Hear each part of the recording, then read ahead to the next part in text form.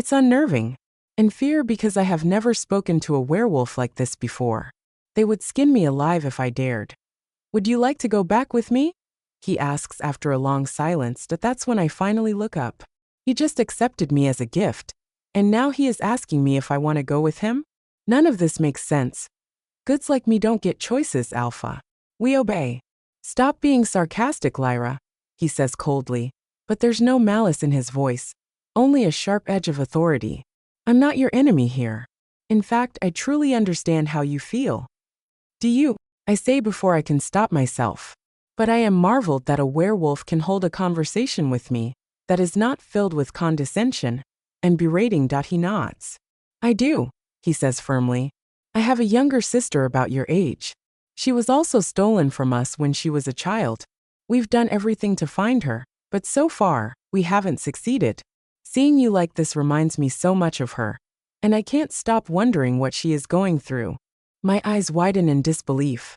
He can't be serious, can he? But his expression. He doesn't look like he is lying. Is this why his eyes feel so dead? Why he looked bored even when Alpha Lucian went out of his way to throw a party for him? It all makes sense now. So, he continues, his voice softer now. I'm not your enemy. And besides, you've only known Shadowmoon. You can't judge everyone by the cruelty you've experienced here. My pack is nothing like this. That's why I'm giving you a choice. I accepted your Alpha's offer because I wanted to speak with you. Privately. I suck in a sharp breath. This is not happening. Can I trust this man? You have the entire night to think about this, he says, standing. His tone is dismissive but not unkind. That will be all. You can return to your room. I stare at him, my mouth slightly open, trying to process his words. What other hell could be worse than the one Shadowmoon has given me? It doesn't matter if I trust him or not. If I've survived Shadowmoon for 12 years, I can survive anything. I'll go. I blurt out as he turns away. I'll go with you. He stops and glances back at me, nodding once. Good. Now get some rest. We leave in the morning. I nod and scurry away from his presence. I wake at the first crow of the rooster, as I always do. But today it feels like it crowed too late. Maybe because I barely slept after leaving my new Alpha's chambers. My mind is too tangled in thoughts to rest. I don't know what to feel that I just turned 18. I'm officially an adult now. In the werewolf world, 18 is when they find their mates and begin to rut. The only reason Alpha Lucian hadn't dragged me to court to entertain his high-ranking wolves before was because I was still considered a child. But what happens now? Now that I'm of age, now that my body can make good money for my master? The thought alone makes my stomach churn. I shove it away as I climb out of my ratty mattress, shaking off the cold dread. Routine takes over. I move to the bathroom, brush my teeth, and wash up. The water is freezing, but it jolts me awake. I throw on a shapeless dress, an ugly, patched-up mess of stitches draping loosely over my frame. Tying my hair up as usual, I push past my room and head straight for the chores. It's only after I finish scrubbing floors, dusting furniture, and doing everything else I've been conditioned to do that I remember I have a new master now and is not supposed to still work for my old master. Old habits die hard. The sun is just beginning to peek over the horizon by the time I finish. My body aches, my fingers are raw, but I don't pause. I hurry back to my tiny room to gather the little things I can call mine. I should report to my new master, see if he needs anything. But as I rummage through my belongings, the door creaks open, and that familiar scent floods my senses. I don't need to turn around to know who it is. I freeze as every muscle in my body locks up. So he finally had his fill of you? Nathan's voice oozes with mockery, but beneath it, there's something else. Fury. He scoffs before I can react. I can't believe you were right under my nose, and I wasn't the first man to claim you. I waited for you, bitch. I turn slowly to face him and lower my head in a bow, ignoring the venom in his words. I don't need to respond. I don't need to argue.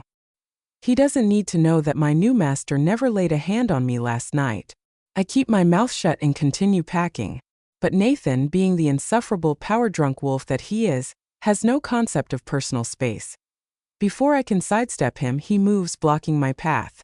My eyes flick up, catching the twisted smirk curling his lips. My pulse quickens. He steps forward. I instinctively step back. Again he advances. Again I retreat. He doesn't stop until my back hits the wall. My breath hitches as he crowds me. His towering frame casts a shadow over mine. He leans in, so close that his breath fans my face. My heart pounds against my ribs. I turn my head away, desperate to escape his scent, his presence, him. But he grabs my chin, forcing me to look at him. What's the rush? His voice is thick with amusement and his smirk drips with arrogance. Shouldn't I get a taste before you go? I grit my teeth. Get away from me, I warn. His eyes darken with lust. Then, without warning, his hand grabs onto my right breast, squeezing hard. Pain shoots through me and I yelp. Instinct kicks in and I lift my hand to slap him. But he catches my wrist mid-air. His expression shifts in an instant, morphing from mockery to unhinged rage. Slap! Pain explodes across my face, bright and stinging. The force of his hit makes me see stars. My ears ring, my skin burns, but before I can recover, he is on me again. You don't raise your filthy hands on me, bitch. His voice is a low growl, venomous and filled with authority. I'm the heir to this pack. He spins me around and shoves me against the wall. I gasp as the breath is knocked from my lungs. My cheek presses against the cold, rough surface, my arms pinned behind me. I struggle, but it's useless. His strength is 10 times my own. His body presses against mine. His arousal digging into my lower back. Disgust churns in my stomach. I want to scream, to claw at him, but my hands are trapped. His breath is hot against my ear, thick with entitlement. His grip shifts, his fingers trail over the metal collar fastened around my throat, the one his father used to brand me as a slave. Fear spikes through me like a dagger. My breathing turns ragged. He is going to press the shock button. I know he is. The device embedded in my collar is designed to make me convulse, to punish me into obedience. I owned you first, he growls as his fingers tighten around my throat. I should get a taste of you. You're my fucking slave. With a vicious tug, Nathan rips my dress away from my body, leaving me completely naked.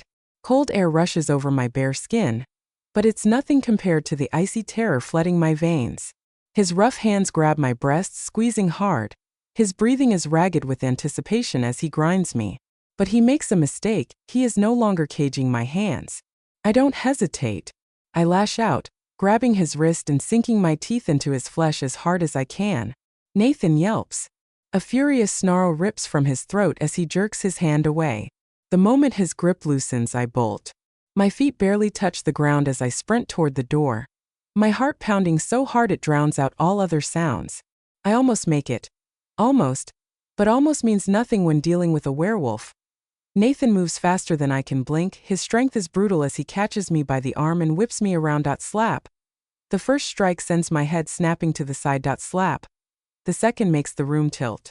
Stars explode behind my eyes, my balance staggers.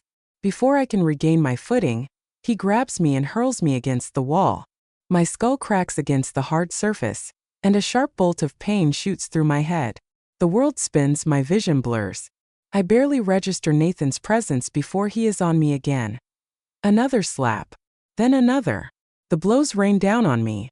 The sting, the burning ache, the humiliation are all unbearable. My struggles slow. What's the point? No matter how much I fight, I am no match for his strength. Nathan flips me, pressing my front against the wall, his body pinning me in place. I feel his hand on my hip. His fingers dig into my skin, parting my thighs. A low, triumphant grunt rumbles from his throat as he leans into me. Finally, bitch. I can have a taste of you. I've never had this much trouble getting sex before. I feel his hardness against my back, and my entire body locks up, every muscle in me tense in pure horror. I squeeze my eyes shut, bracing myself for the inevitable. But then, just as suddenly as he was on me, he is gone. A loud crash echoes through the room, followed by a choked grunt of pain. I spin around and my breath catches in my throat. Nathan is no longer on me. Instead, he is pinned against the wall with his feet barely touching the ground. My new alpha stands in front of him with his hand wrapped tightly around Nathan's throat, strangling him with terrifying ease. Nathan claws at his captor's fingers, his face turning red, his eyes wide with shock and rage. He thrashes, kicks, but it's useless. My new alpha doesn't even flinch. He just stares. His expression is cold, and his grip gets tighter and I am too stunned to move. My clothes lie in a crumpled heap, too far from my reach. So, I do the only thing I can do. I slowly crouch down, curling into myself, my arms wrapping tightly around my body as I watch in silent shock. My new alpha's voice is calm, almost casual as he speaks. I am going to let you go this one time because of your father, he says smoothly. His grip is still crushing Nathan's throat.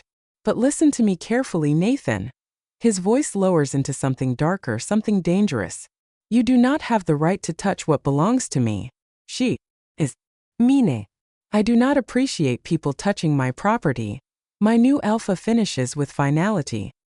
His grip tightens for a split second before he finally lets go.